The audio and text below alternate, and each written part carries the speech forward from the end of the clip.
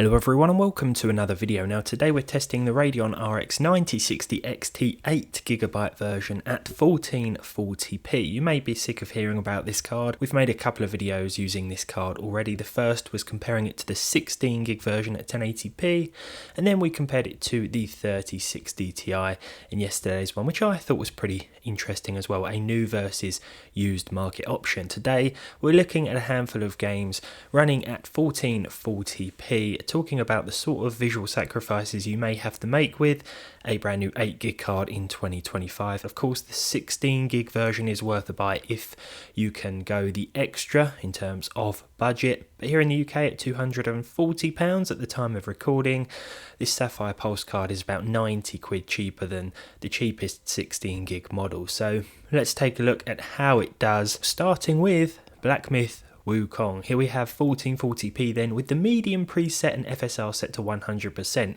We won't be using any upscaling in today's one. This is a selection of native resolution benchmarks targeting 60 plus frames per second. So in Black Myth Wukong we need the medium preset ideally for 61 FPS, so we just about scraped past that 60 FPS threshold there. The 1% low was 53 and the 0.1% low was 51, so it was pretty consistent overall. Keep your eyes on the VRAM usage and utilization throughout the entirety of today's video, because it's going to be pretty close to the limit in a lot of situations today, despite turning the settings down from ultra and sometimes high. Next up we have Counter-Strike 2, not very demanding of course, but I wanted to throw it in here because it's still the most popular game according to the Steam most played titles. Here we can play at the high preset with 4x MSAA by default, although you may want to turn things down a little bit as this is an online competitive shooter and the more frames the better. But if you want to play it at high on a 9060 XT 8GB, first of all it's going to be absolutely fine, and second of all you're going to get over 200 frames per second, 226 here with a 1% low of 173 and a 0.1% figure of 114. For GTA 5 enhanced with the high RT preset here and high res RT reflections, along with FSR 4 enabled and set to of course native, we're going to get 109 FPS. I took a trip towards downtown here, and even so with all the NPCs and traffic filling the screen we hit over 100 FPS. Of course I'd recommend the high preset instead of the very high or maximum RT preset, as we will be coming pretty close to that VRAM limitation and perhaps experiencing a few performance related issues because of it. Even with very high RT we were getting a few dips and drops, and in some cases even dipping below 60 FPS. So here it's a massive difference with the high RT preset with 109 overall, and to be honest it looks fantastic too. I've used the Radeon software to override the game's default version of FSR here in favour of FSR 4, which does look a bit better. Helldivers 2 up next. We can actually play this with the high preset for over 60 FPS, 70 in fact, with 78 overall, a 1% low of 71 and a 0.1% low of 69. I often find that this is a pretty consistent game on a wide range of hardware that I test. I'd advise against the Ultra preset at this resolution. Now Ultra was possible at 1080p for at least 60 frames per second, but you're going to get performance dips below that and possibly an average below that as well if you choose Ultra with this 8GB 9060 XT. But again, the higher or highest settings may be possible with the 16GB card in some scenarios if it is a VRAM limitation that you're running into. Here it's a pretty consistent experience overall, and I'm very happy with how it runs. Now I started off with FSR 4 in Kingdom Come Deliverance 2 while using the high preset, of course at 1440p, but this actually meant a lot more dips and drops towards the low 60s and sometimes below it as well.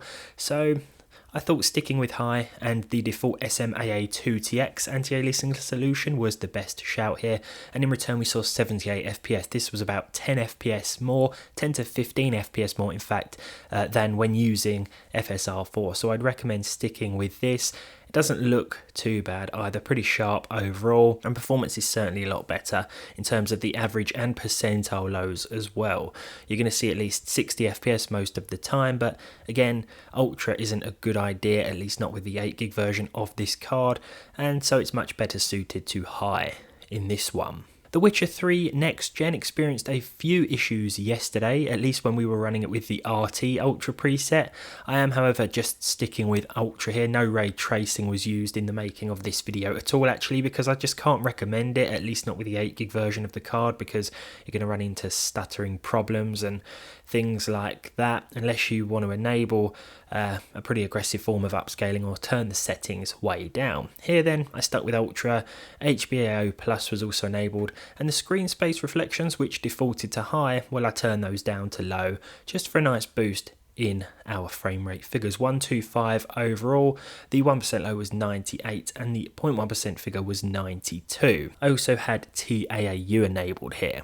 For Cyberpunk 2077, with the high preset here and the high crowds along with the high textures, we saw 81 FPS overall with a 1% low of 64 and a 0.1% low of 28. There were a couple of dips and drops at this resolution, even with the high preset here. Again, I'd recommend high over ultra to avoid dips and drops below 60 frames per second, but even when benchmarking it, I did encounter a few little stutters, but for the most part it seemed to run okay. I played this one for about 15-20 minutes, the same as I did with all of today's tested games, and overall it looks good and it runs okay as well. This was one that compared quite similarly to the 16GB version of the card in our initial 1080p benchmark. The figures weren't too different from what I recall. Red Dead Redemption 2 up next, ultra textures with everything else set to high with TAA high for 101 frames per second. Very nice result here and the game looks excellent.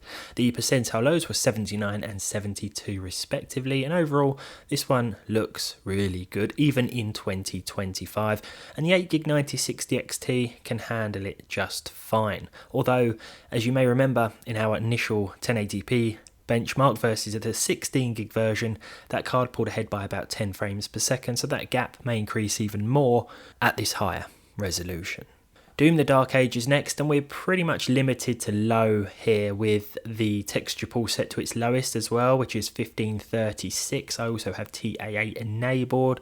Going any higher than this and we will run into a few VRAM related issues, as well as an average below 60 frames per second. Yeah, the game does look good at low in my opinion, but it's a good job really, because we can't really turn things up any higher than this, not without enabling some form of upscaling at least, or sacrificing our plus 60 FPS frame rate, which I don't think is worth doing in a fast-paced first-person shooter such as this.